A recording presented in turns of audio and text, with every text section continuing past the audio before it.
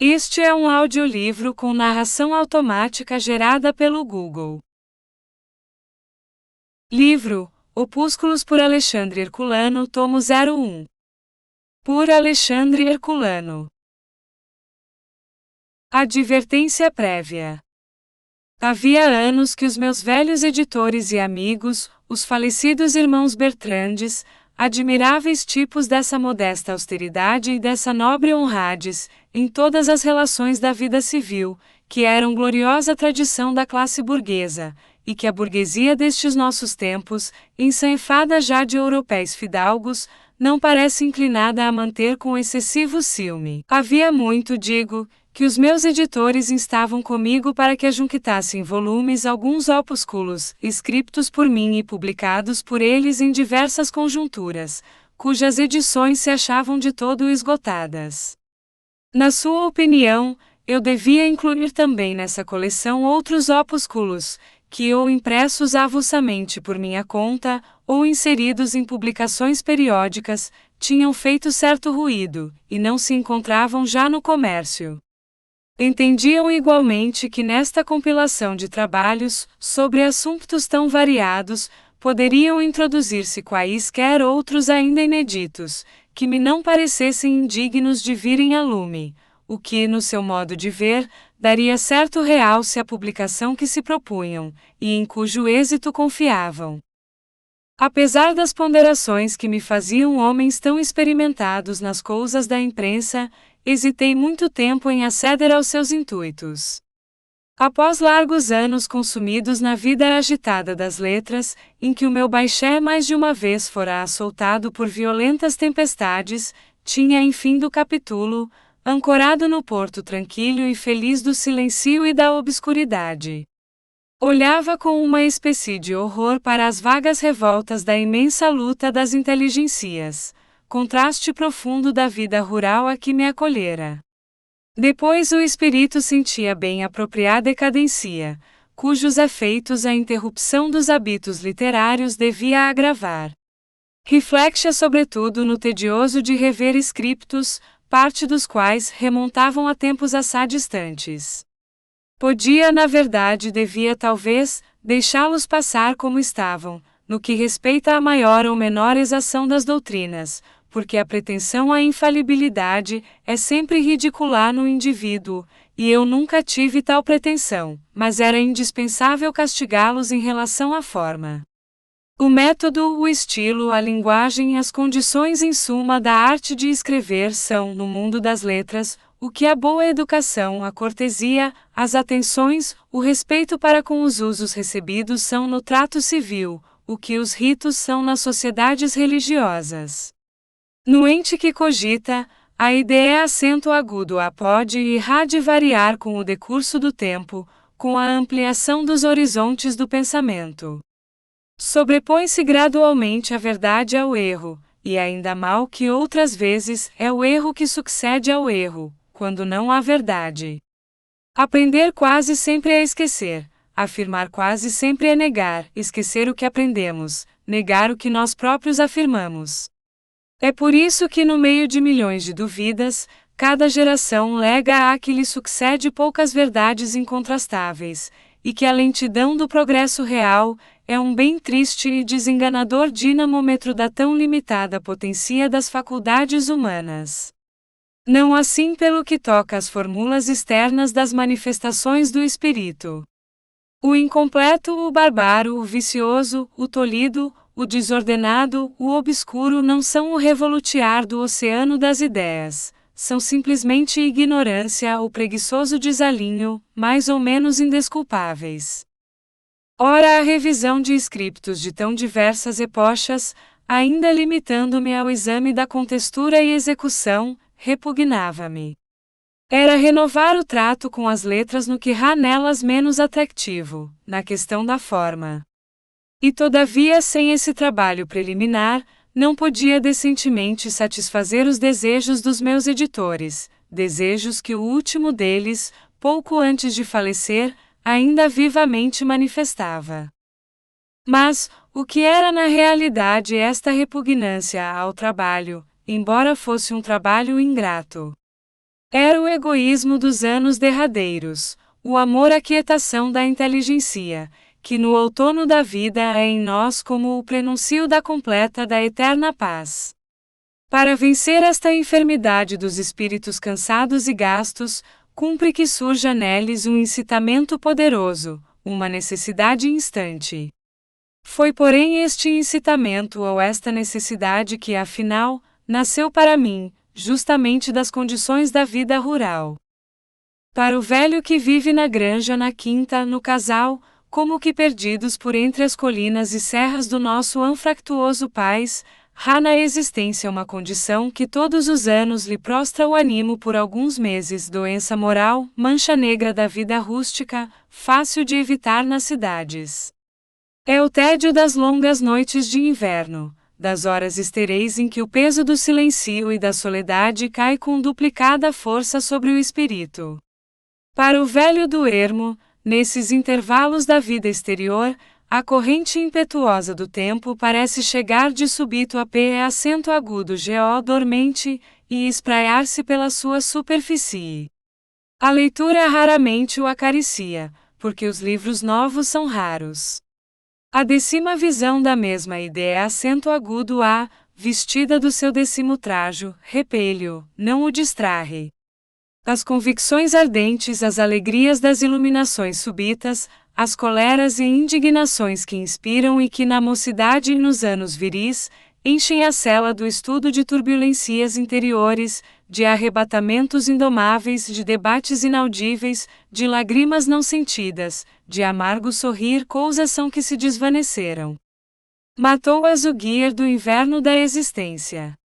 Desfalece-lhe o ânimo, mal tenta embrenhar-se na selva das cogitações, engolfar-se nas ondas dos pensamentos, que em melhor idade, lhe roubavam à consciência os ruídos longínquos e confusos das multidões, e aquela espécie de zumbido obscuro que rá no silêncio profundo, e as passadas tenebrosas da noite e o surgir e o galgar do sol ao zênite, enquanto a pena inspirada arfava, deslizando sobre o papel, semelhante à vela branca da bateirinha, que ao refrescar do vento vai e vem de margem a margem, através da ria.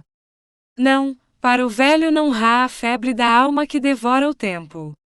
Sente-o gotejar no passado, como os suores da terra que caem, lágrima após lágrima, pela clarabóia de galeria deserta na mina abandonada.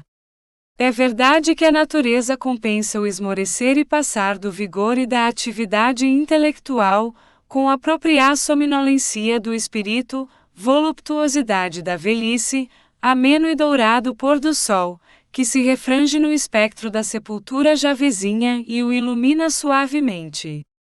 Mas o dormitar do entendimento para ser deleitoso e leio, exige o movimento externo e as singelas ocupações e cuidados da vida campestre. Sem isso, e é isso que falta muitas vezes nas intermináveis noites de inverno, a inércia da inteligência, que vagueia no indefinito sem o norte da realidade, vai se convertendo pouco a pouco em intolerável tormento, tormento no qual por fim do capítulo, o que quer que seja da célula circular e esmeradamente branqueada, onde o grande criminoso é entregue sozinho à eumênide da própria consciência. Nesta extremidade, por mais somnolenta e obscurecida que esteja a mente, por mais que ela ame o repouso, o trabalho do espírito ainda o mais árido, é preferível, 100 vezes preferível, ao flutuar indeciso no vácuo. Foi por isto que comecei a ajuntar os digeta membra de uma grande parte do meu passado intelectual, a acrescentar, a cortar, a corrigir, a completar. Vencido o primeiro inverno, vi desaparecerem os marcos negros, junto dos quais, cumpria que longamente me assentasse ao cabo de cada um dos poucos estadios, que ainda me restam a transitar pela estrada da vida. Que esta confissão ingênua sirva para ser absolvido da espécie da correria que, apesar dos mais firmes propósitos, faço ainda uma vez, na República das Letras. Os scriptos aqui reunidos, os quais na sua maior parte, foram inspirados por impressões momentâneas, perderam o interesse que lhes provinha das circunstâncias que os provocaram, mas ainda assim, podem ficar como marcos miliários que ajudem a assinalar as lutas e o progresso das ideias em Portugal, no decurso de mais de 30 anos que as datas desses escritos abrangem. Naquelas lutas o autor dos seguintes opúsculos teve largo quinhão, e se como é possível nem sempre a razão esteve da sua parte, esteve-o sempre a convicção. É do que lhe parece hão de dar testemunho a própria contextura e o próprio estilo dessas composições, que não vinham só da inteligência, que vinham muitas vezes também do coração.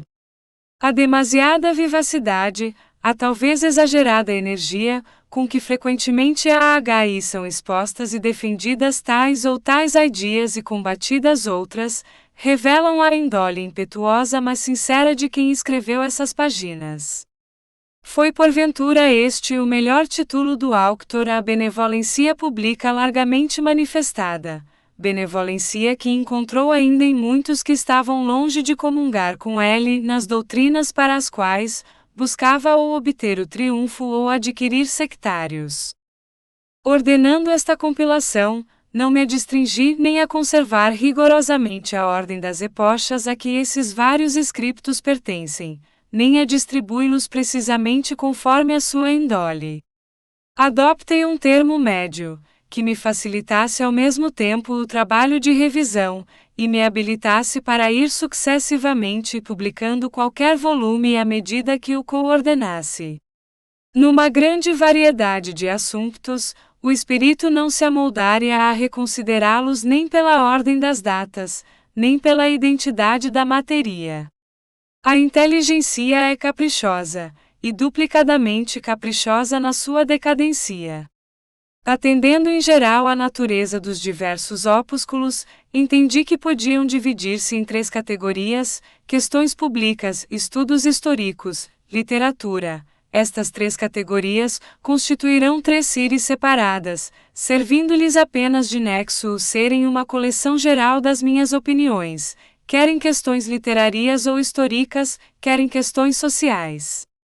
Assim, um volume seguir-se-á a outro da mesma ou de diversas séries sem inconveniente para a publicação, e sem se tornar necessário que num trabalho tedioso e frequentemente interrompido, a atenção se dirija por muito tempo e sem desvio para ideias até certo ponto congêneres ou pelo menos análogas. Adjunctando aos títulos dos opúsculos as datas em que foram escritos, o autor teve em mira a habilitar o leitor para o julgar com justiça. Sem querer no mínimo ponto fugir à responsabilidade das suas opiniões, entende que a responsabilidade será ora maior, ora menor, se porventura se atender à epocha em essas opiniões foram manifestadas. O decurso de 30 a 40 anos, no turbilhão cada vez mais rápido em que hoje as ideias passam, modificando-se e transformando-se, é um período que corresponde a séculos nos tempos em que o progresso humano era sem comparação mais lento. As doutrinas, as apreciações críticas, os sistemas, os livros quase que envelhecem tão depressa como o homem. O pensamento que há 20 anos parecia uma verdade nova pode hoje parecer apenas um problema não resolvido, e até um erro condenado. A observação profunda de então ser hoje trivialidade. A crítica súbil, que levou um raio de luz a certos recessos obscuros dos factos, achar-se incorporada e transfigurada em apreciação mais complexa que ilumine dilatados horizontes. Por isso, a data de cada um dos opúsculos contidos nos seguintes volumes é um dos elementos indispensáveis para estes serem avaliados com justiça e imparcialidade. Nem sempre fugimos à pressão das ideias que se manifestam ao redor de nós, e muito faz aquele que algumas vezes sabe elevar-se acima das preocupações ou dos interesses da epocha em que escreve.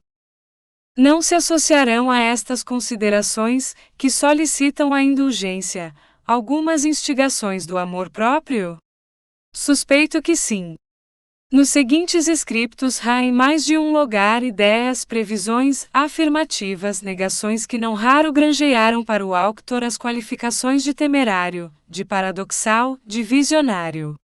Em certos casos, o decurso do tempo encarregou-se de decidir de que lado estava ou a perspicácia ou a boa razão. Em alguns, o paradoxo, a visão, foram-se lentamente insinuando em outros espíritos, e mais de uma vez o visionário primitivo veio a achar-se como sumido na turba de tardígrados visionários.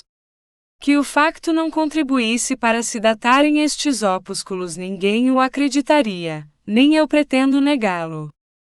Chamarão uns a isso orgulho, chamar-lhe-ão outros vaidade. E uns e outros terão razão. A vaidade e o orgulho que são, senão duas espécies de um gênero único de fraquezas? O vaidoso é o que chama o mundo para espectador do seu orgulho, o orgulhoso é o que se coloca a si como o único espectador da própria vaidade. Sintomas vários de enfermidade idêntica, manifestações diversas de uma só miséria do coração humano.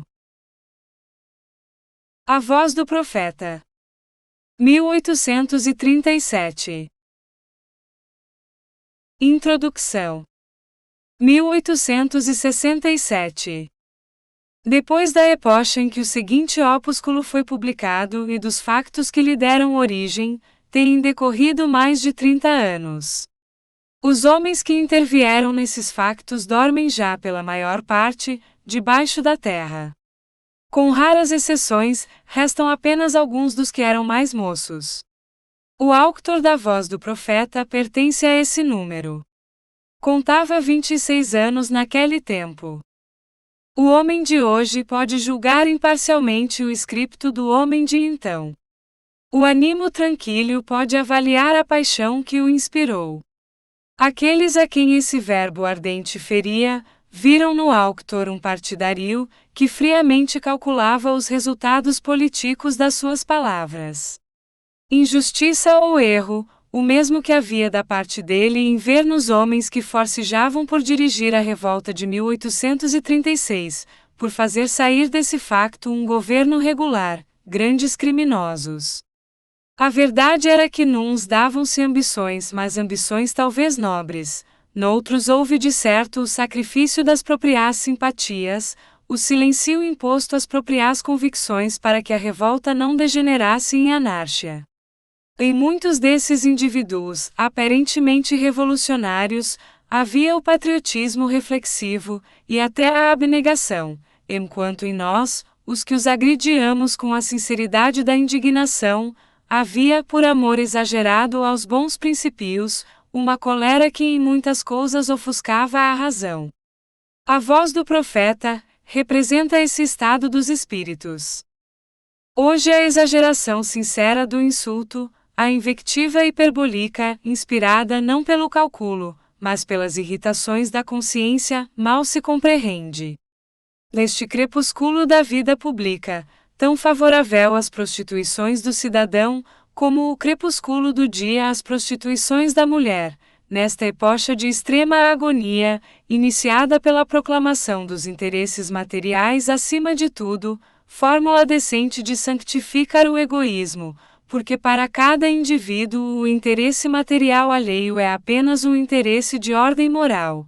Agora que a boa educação dos homens novos mudou a linguagem política, e vai arrojando para os archaísmos históricos a luta face a face, apunhalada pelos peitos. Agora que a estricnina da alusão caluniosa e amena, o enredo tortuoso, a traição ridente vão expulsando da arena das facções as objurgatórias, rudes na substância e na forma, a voz do profeta é, sem dúvida, uma composição agreste e brutal. Inútil como exemplo e modelo, servirá todavia como amostra do que eram as malevolências da geração cujos raros representantes, hoje quase estrangeiros no seu país, não tardarão a ir esconder no túmulo as últimas grosserias que deturpam a suavidade dos costumes e as tolerâncias de toda a espécie dos cultos filhos de bárbaros. Os homens que em 1837 se agrediam violentamente na imprensa e no campo, tinham, de feito, hábitos e sentir diversos dos actuais. As febres políticas eram então ardentes, indomáveis, porque derivavam de crenças Naquela epocha havia como houve sempre belforinheiros da política, mas constituíam a exceção. O geral era gente baptizada com fogo e com sangue nas duas religiões inimigas do absolutismo e do liberalismo. Chamo-lhes religiões, porque o eram. A Guerra Civil, que terminara em 1834, tivera muitos dos caracteres das antigas cruzadas. Sobretudo nos primeiros ímpetos dela, haviam-se praticado atos de abnegação, de constância, de valor e de sofrimento sobre-humanos, ao passo que se perpetravam outros de bruteza e ferocidade inauditas. A maior parte deles factos obscuros, individuais, reiterados cada dia, cada hora daquele prolongado paroxismo de grandiosa barbarie, não os registou, não os registará nunca a história talvez. E todavia é isso que explica a prosperidade da estatura moral dos homens daquele tempo, estatura a que não chegaram, nem provavelmente chegarão as gerações subsequentes.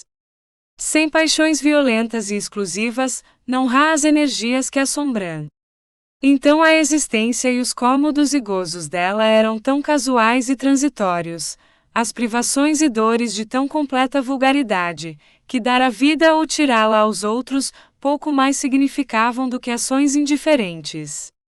Diante do fanatismo político, a reflexão que discrimina o bom do mal, o justo do injusto quase que era puerilidade.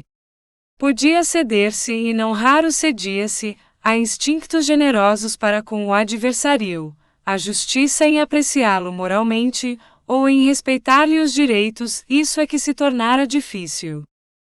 Tais eram os homens que depois de esmagarem a monarquia absoluta, vinham em fim do capítulo, a agredir-se mutuamente na imprensa e no campo. A revolta desmembrando o Partido Liberal, constitui a dos partidos violentos, daquela violência a que estavam afeitos, e cujo embate devia produzir males profundos e em parte irremediáveis. Esta cisão, logo depois da vitória, era difícil de explicar fora de Portugal. Aqui entendia-se, embora derivasse de um facto injustificável. A harmonia de opiniões, a unidade de crenças e intuitos dos vencedores dissipava-se, porque realmente não existia senão nas suas relações negativas. Negava-se e combatia-se o passado. Era no que havia acordo. As aparências de união e conformidade, creara-as a grandeza do perigo. A falange é e será sempre o mais poderoso instrumento de guerra, moral e materialmente. Embora, porém, houvesse diversidade de doutrinas, o que havia mais era contraposição de interesses.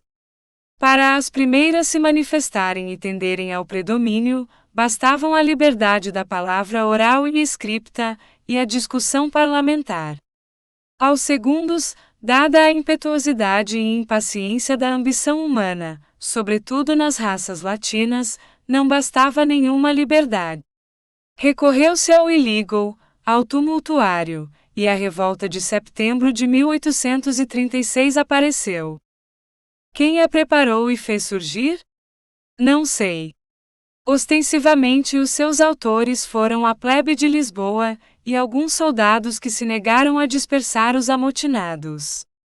Os indivíduos que depois de consumado o facto, tomaram nas mãos as redeias do governo, recusaram para si a paternidade daquele feto político. Creio que afirmando-se inocentes falavam verdade, se não todos ao menos alguns.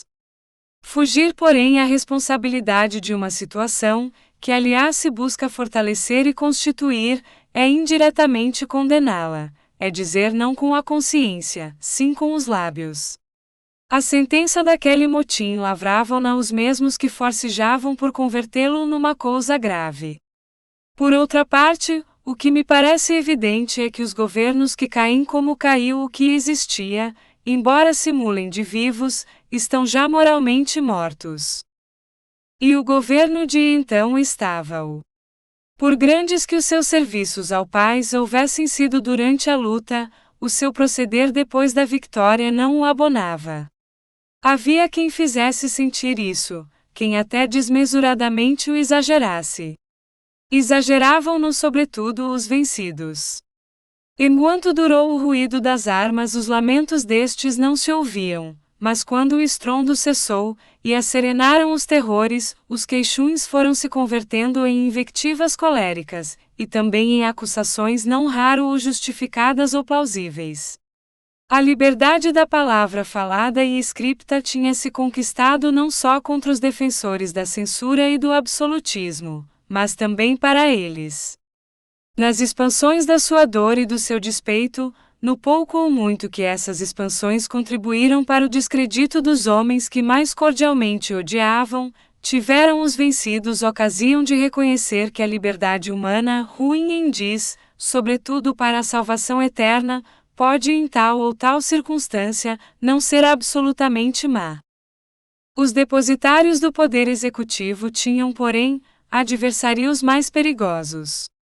No grêmio liberal houvera homens, alguns de dotes não vulgares, que ou por despeitos pessoais, ou por falta de ânimo para afrontarem os trabalhos e riscos de cometimento desigual, ou finalmente por obstáculos independentes do seu alvedrio, tinham ficado estranhos à guerra civil, sumidos em escondrijos na própria pátria, ou acoltados na terra estrangeira para escaparem aos impetos da tirania.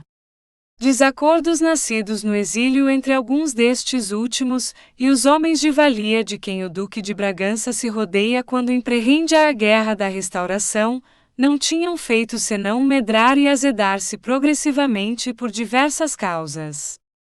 Estes desacordos, que pareciam pouco importantes enquanto durou a contenda, apenas essa epocha tormentosa cessou, tornaram-se mais graves, porque os indivíduos que se haviam conservado como estranhos à luta em que se lhes conquistava uma pátria, tinham amigos e parciais numerosos entre os que pelejavam e venciam. Constituído o regime parlamentar, as malevolências, mais ou menos latentes, converteram-se em hostilidade acerbá. Esta hostilidade podia ter e tinha em parte motivos maus, mas contida no âmbito constitucional, era até certo ponto bem fundada e útil. Os estadistas que, cercados durante anos de espantosas dificuldades, souberam superá-las exercendo o poder, eram indubitavelmente homens de alta esfera.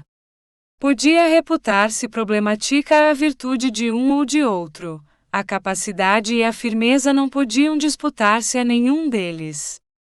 Afeitos a reger o país, com o vigor de uma ditadura inevitável enquanto durara a guerra, e com as fórmulas militares, custava-lhes esquecerem-se dos hábitos dessa epocha, confundindo mais de uma vez na praxe da administração as duas ideias opostas de paz libertado e de paz conquistado. Por outra parte, os que muito haviam padecido queriam gozar muito, e o reino devorado por discórdias intestinas, superiores às próprias forças e exausto de recursos, via comprometer o futuro da riqueza pública por larguezas, não só desacertadas, mas também juridicamente injustificáveis. Homens que teriam legado à posteridade nomes gloriosos e sem mancha, e que, mais modestos nas suas ambições materiais, seriam vultos heróicos na história, pagaram-se como condottieri mercenários, ao passo que outros, depondo as armas e voltando à vida civil, exigiam ser revestidos de cargos públicos para exercer os quais lhes faltavam todos os predicados. Homens cujo único título era terem combatido com maior ou menor denodo nas fileiras liberais, ou haverem padecido nas masmorras os tratos da tirania. A grande, a séria, a profunda revolução que se fizera no meio do estrondo das armas levara de envolta com os dizimos, com os bens da coroa, com as capitanias mores, com toda a farragem do absolutismo, os antigos ofícios, moeda que por séculos servira para pagar algumas vezes méritos reais, muitas mais vezes, porém, prostituições e vilânias. Mas as funções públicas, os empregos vieram suprir essa moeda, tomando não raramente cunho análogo, e distribuindo-se com a mesma justiça e cordura. Estes e outros erros e abusos que o governo cometera, ora por impulso próprio, ora para satisfazer as influências preponderantes com que o poder tem de transigir, necessidade fatal do regime parlamentar, e um dos maiores defeitos da sua índole ainda tão imperfeita, engrossaram rapidamente com os muitos desgostosos e indignados, a parcialidade que na origem representava antes malevolências pessoais do que antinomia. Esperamos que você tenha gostado desta prévia.